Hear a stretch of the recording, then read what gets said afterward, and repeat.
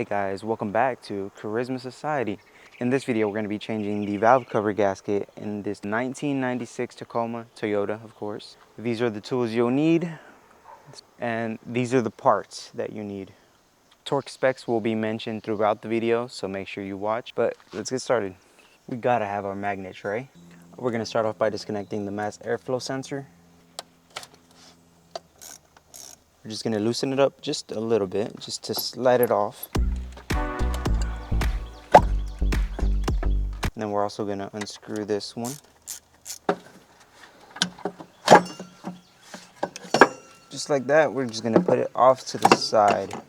We don't really need to take it all the way off. Next, we're going to unbolt the throttle line, probably a 12.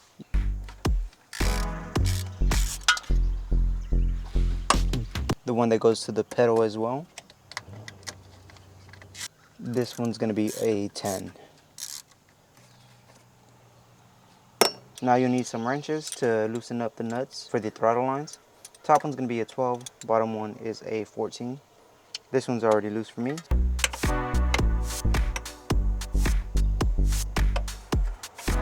Now we're going to remove this hose clamp with our pliers. Next, we're loosening this hose clamp as well. Now we're going to remove this tiny vacuum hose. There will be a nut under the intake you need to remove, but mine didn't have it. Now we're going to remove the intake hose and that vacuum hose.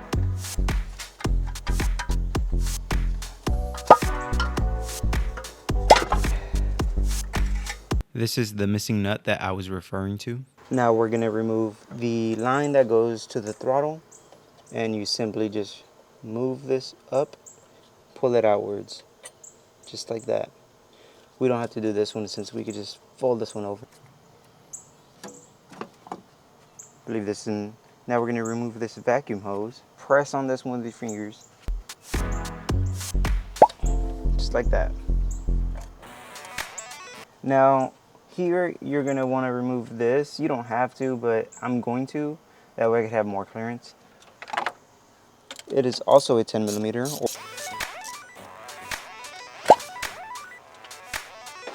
Now we have one more hose right here. You could also just use your hand to remove this one. Just like that. Now you'll want to clear up the debris at the top, that way you don't get any inside the motor or any inside the spark plug holes. Next, we're going to remove the spark plug coil wires, all 4 of these.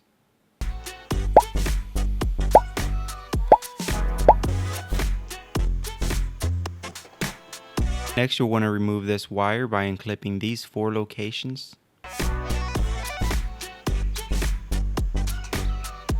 Next, you're going to want to unmount the harness. Now we're going to want to loosen the bolts that hold down the valve cover. There is no torque sequence to loosen these, but I did it anyway. If you would like to follow along, this is the torque sequence that I did.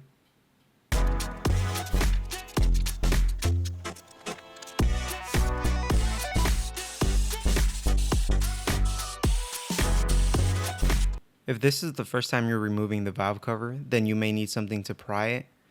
In my case, I used a hammer.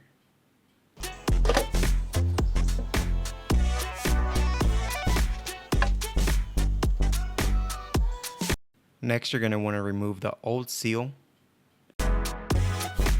followed by the plug gaskets. Now, these were really stuck in there, so I had to pry these up too.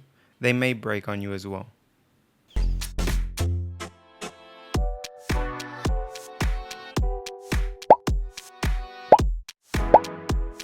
After removing the old gaskets, we went ahead and cleaned it up. We used degreaser and some brake cleaner. Now we're going to go ahead and install our brand new gasket.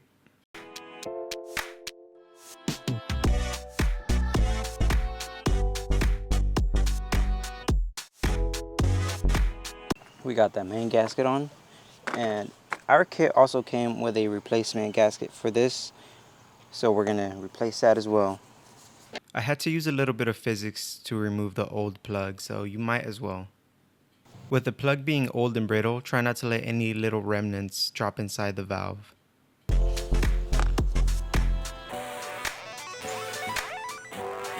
To get the plug back in, I used a hammer with a little cushion, that way I don't damage anything. Next, we're going to install our plug gaskets.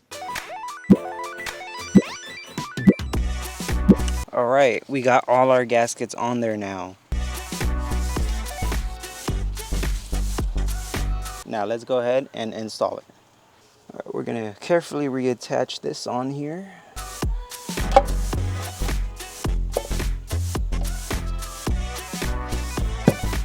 Now we're also going to go ahead and clean up these bolts because these are very rusty and we have new gaskets that came with them. So before we install everything back on, we do have to take off these grommets because our kit came with new ones. So what I'm going to do is use the pliers and my electric ratchet. And just like that, it'll come right off. I'm going to do that for all of them. Next, you're going to want to insert your bolts and hand thread them. That way you avoid cross threading.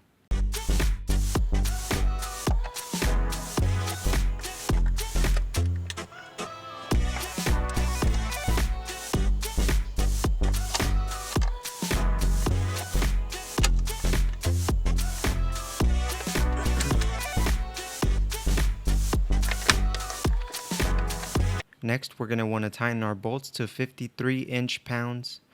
If you don't have an inch torque wrench, you could also hand tighten and then a quarter turn. Hand tighten and then a quarter turn.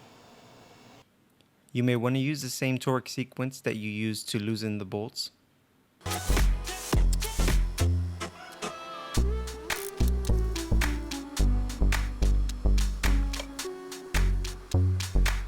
Now we're going to reinstall the plugs, and if yours doesn't have the numbers identifying each plug, here is a diagram that shows you which one goes where.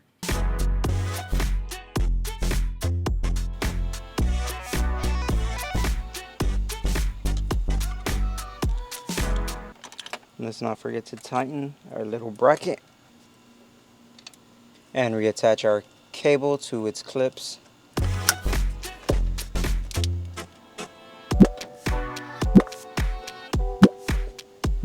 Our hoses,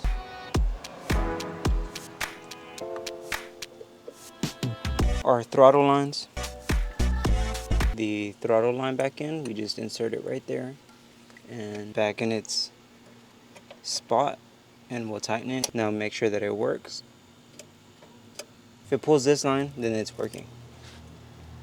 Now we're going to bolt everything back up. We had a missing bolt that goes on the side to connect the bracket for one of the throttle lines. To replace it, it's a M8-1.25. That same bolt can replace the two that go on the two brackets on top in case you need to replace those.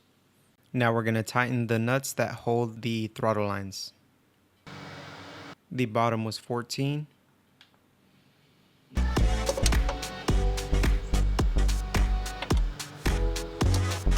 Now we could plug this one back in.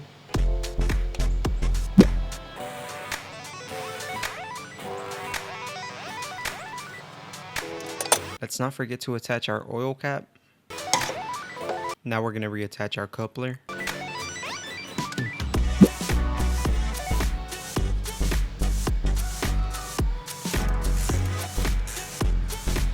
Next, we're going to reconnect this one.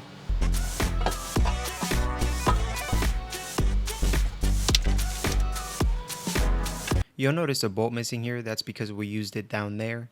This was before we got our brand new replacement bolts for this. Alright, next we're going to reconnect this tiny little vacuum hose. We're going to connect our last final hose. I would recommend bolting the brackets for the throttle lines last because it makes it easier to install the intake and the mass airflow sensor.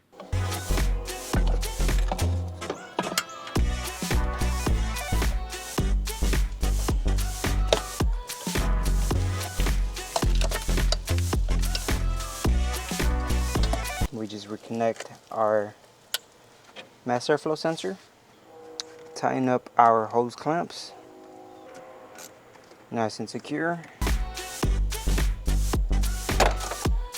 nice and secure, and just like that we're done. Alright, well that's going to be it for this video. Thank you for watching. Hope you learned how to fix it properly. If I made any mistakes, make sure to leave your comment in the description, that way others know what's right. Make sure to like, subscribe, comment, but until then, I'll see you next time.